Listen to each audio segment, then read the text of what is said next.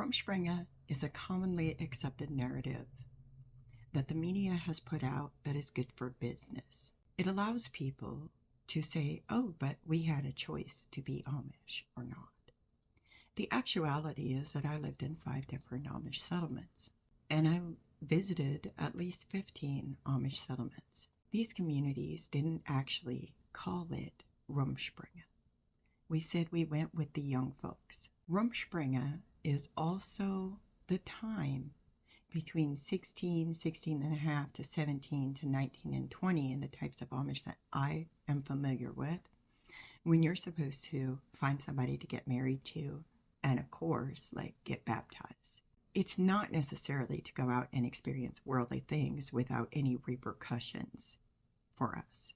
If you do go out and drink, you might get in trouble for doing that. And when I say get in trouble, I actually wrote about how I was caught at a party in this book, and I was brought up on my knees in this pose in front of the church. Furthermore, if people do leave when they're on Rumspringa or they're going through Rumspringa, is that actually living as English? Or if they go out and they party and they drive cars, we would actually talk about those communities, Shipshewana, Indiana, Holmes County, Ohio, and Lancaster, Pennsylvania, where they have different norms for the youth groups. Like in Lancaster, I know that they have what they call gangs, and even some of the gangs, they'll have parents, couples who are monitoring the youth at the youth activities. So there's that for what it's worth. But then there's also the Amish youth who do go out and party. But is that actually living English if you're just partying?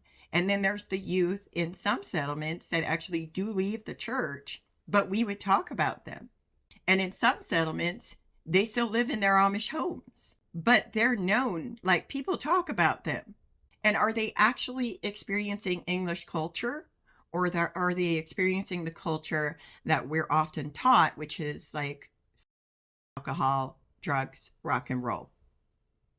And there's a misnomer that Rumspringa ends with baptism into the church. That's not necessarily true. Sometimes it's really about whether you get caught breaking the church rules or not, on whether people stop partying when they're baptized. I mean, I know plenty of baptized Amish youth who went out to parties, and I know one person who was baptized, the deacon's son. He literally fell out of the buggy at the singing on a Sunday night, because that's, yeah.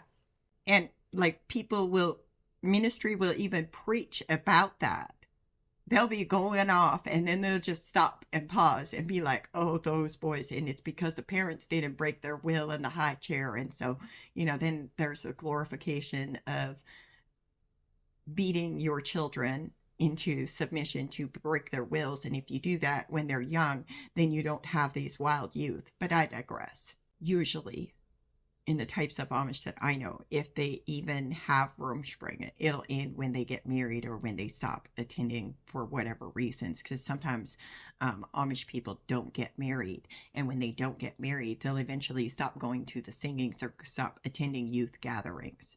It just depends. Especially when they get to be too old to attend those gatherings. And we had very accepted societal norms within the groups I was in.